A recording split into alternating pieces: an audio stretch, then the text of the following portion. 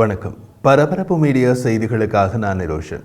காசா பகுதிக்கு கப்பல் மூலம் உதவிப் பொருட்களை அனுப்பி அங்கு அமெரிக்காவால் அமைக்கப்பட்ட தற்காலிக துறைமுகத்தில் இறக்கி மக்களுக்கு விநியோகிப்பது என்ற அமெரிக்க ஆபரேஷன் ஆரம்பத்திலேயே தோல்வியடைந்தது. கப்பலில் இருந்து உதவிப் பொருட்களை வெற்றிகரமாக தற்காலிக துறைமுகத்தில் இறக்கிவிட்டார்கள். ஆனால் துறைமுகத்திலிருந்து பொருட்கள் ட்ரக்கள் மூலம் காசாவின் வெவ்வேறு பகுதிகளுக்கு நகர்த்தப்படுவதை ஒரு குழு பாலஸ்தீனிய மக்கள் தடுக்கிறார்கள். சில ட்ரக்கள் சிலரால் தடுக்கப்பட்டு அவர்கள் ட்ரக்கில் இருந்த பொருட்களை எடுத்துக்கொண்டு ஓடிச் சென்று விட்டார்கள். காசா கடற்கரையில் அமெரிக்காவால் கட்டப்பட்ட தற்காலிக துறைமுகத்தில் இறக்கப்பட்ட எந்த உதவி பொருளும் பெரிய அளவில் பாலஸ்தீனிய மக்களுக்கு வழங்கப்படவில்லை. அமெரிக்கா, ஐநா மற்றும் இஸ்ரேலுடன் இணைந்து பாதுகாப்பான விநியோக வழிகளை அடையாளம் காண செயற்படுகிறது என்று பென்டகன் தெரிவித்துள்ளது. அவநம்பிக்கை ஏற்பட்ட பல காசா பொதுமக்கள் வார இறுதியில் துறைமுகத்திலிருந்து உதவி வழங்கும் ட்ரக்களை இடைமறித்ததை அடுத்து தளவாட சவால்கள் தீர்க்கப்படும் வரை விநியோக நடவடிக்கைகளை இடைநிறுத்த ஐநா தெரிவித்துள்ளது. கடந்த வாரம் முதல் காசாவுக்கு கொண்டு செல்லப்பட்ட 569 டன் உதவிப் பொருட்களை பாதுகாப்பாக வழங்குவதற்கான மாற்று வழிகளை உருவாக்க அமெரிக்கா, இஸ்ரேல் மற்றும் ஐக்கிய நாடுகள் சபையுடன் இணைந்து செயல்பட்டு வருவதாக பென்டகனின் செய்தி தொடர்பாளர் மேஜர் ஜெனரல் பேட் ரைடர் செவ்வாய்க்கிழமை தெரிவித்தார். காசா மக்களுக்கு ஏதாவது உதவிகள் வழங்கப்பட்டுள்ளதா என்று கேட்டதற்கு ரைடர், இன்றைய நிலவரப்படி நான் அவ்வாறு நம்பவில்லை. கரையில் உள்ள ஒரு வழங்கல் மையப்பகுதியில் உதவிப் பொருட்கள் வைக்கப்பட்டுள்ளதாகவும் நேற்று செவ்வாய்க்கிழமை முதல் மாற்று வழிகள் ஏற்படுத்தப்பட்டதால் காசா முழுவதும் விநியோகிப்பதற்கான உதவிப் பொருட்கள் களஞ்சியங்களுக்கு மாற்றப்பட தொடங்கியதாகவும் அவர் கூறினார். ஒரு அமெரிக்க அதிகாரி, பாதுகாப்புத்துறையும் ஐநாவும் காசாவுக்குள் எந்த நேரத்திலும் எவ்வளவு உதவிப் பொருட்களை சேமித்து வைக்கலாம் என்பதை தீர்மானிக்க இன்னமும் வேலை செய்து வருவதாக கூறினார். சைப்ரஸில் உள்ள அதன் ஆரம்ப நிலை பகுதியிலிருந்து காசா கரையோரத்திற்கு கிடைத்த உதவித்தொகையும் பென்டகனின் ஆரம்ப மதிப்பீடுகளை காட்டிலும் குறைவாகவே உள்ளது. வெள்ளிக்கிழமை முதல் 569 மெட்ரிக் டன்களுக்கும் அதிகமான மனிதாபிமான உதவிகள் ஜேலோட்ஸ் எனப்படும் தற்காலிக துறைமுகம் மூலம் காசாவின் கரைக்கு மனிதாபிமான பங்காளிகளால் விநியோகிக்கப்பட்டுள்ளன என்று ட்ரைடர் கூறினார். ஆனால் அமெரிக்க கடற்படையின் மத்திய கட்டளை தளத்தின் தளபதியான அட்மிரல் பிராட் கூப்பர் கடந்த வாரம் அமெரிக்கா தொடக்கத்தின் நாளொன்றுக்கு 500 டன் உதவித்தொகையை கப்பல் வழியாக கொண்டு செல்ல முடியும் என்று நம்புவதாகவும் நாளடைவில் அது அதிகரிக்கும் என்றும் கூறினார். வார இறுதியில் ட்ரக்கள் மிதக்கும் துறைமுகத்தில் இருந்து வழங்கப்பட்ட உதவிகளை நகர்த்த தொடங்கிய போது காசாவில் உள்ள ஒரு குழு உதவிப் பொருட்களை இடைமறித்ததாக தெரிய வருகிறது. உதவிப் பொருட்கள் உண்மையில் பாலஸ்தீனிய மக்களுக்கானது என்று அவர்கள் நம்பவில்லை என்பதே ட்ரக்களை தடுத்து நிறுத்திய காரணம். ஹஜாவில் வசிக்கும் மௌனிர் அயாத் என்பவர் CNN தொலைக்காட்சியிடம் பேசிய போது, எனக்கு சந்தேகம் உள்ளது என்று தற்காலிக துறைமுகத்திற்கு அருகில் நின்றும் கூறினார்.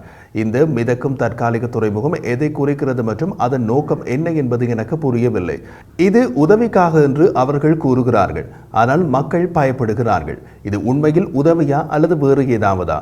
அமெரிக்கா ஒருபோதும் பாலஸ்தீனிய காரணத்தை ஆதரிக்கவில்லை என்பதை நாங்கள் அறிவோம். எனவே அமெரிக்காவுக்கு ஆதாயம் எதுவும் இல்லாமல் எங்களுக்கு உதவி செய்கிறது என்பதை நம்மால் நம்ப முடியவில்லை.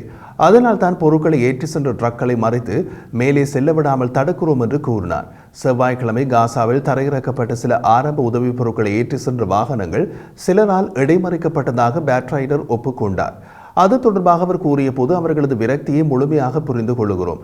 ஆனால் இந்த உதவி மிகவும் தேவைப்படும் நபர்களுக்கு செல்வது மிகவும் முக்கியம் என்ற உண்மையை உதவி பொருட்களை மறைக்கும் நபர்களுக்கு முழுமையாக புரிய வைக்க பார்க்கிறோம். அதில் தொடர்ந்து கவனம் செலுத்த போகிறோம்.